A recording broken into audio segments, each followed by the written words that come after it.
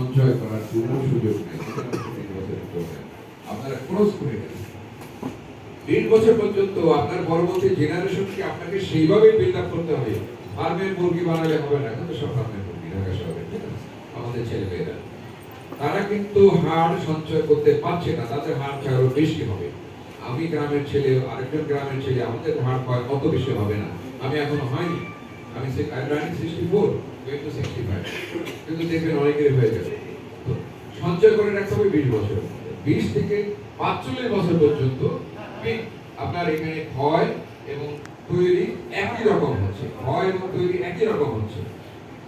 তখন কিন্তু আপনার ওই সময় একটা সুযোগ আছে, আপনি যদি ভয়টাকে ঠেকাতে পারেন, তৈরি যা আছে আপনি বাড়াতে পারবেন না, ভয়টাকে যদি ঠেকাতে পারেন তাহলে আপনার পিক বোন মাসটা মেইনটেইন হবে অনেক দিন।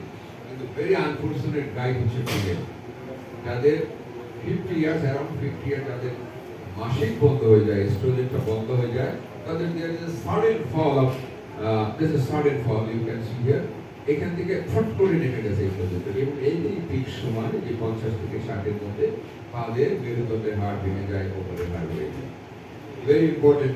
অতএব ওই সময়টাকে তাদেরকে প্রিভেন্ট করতে হবে। ফিমেল অনেকেই দেখতে পাচ্ছি ভেরি কেয়ারফুল অ্যাবাউট ইট। আপনারা যদি বুঝতে না পারেন পরবর্তী প্রশ্ন করেন, আমি একটু তাড়াতাড়ি যাচ্ছি।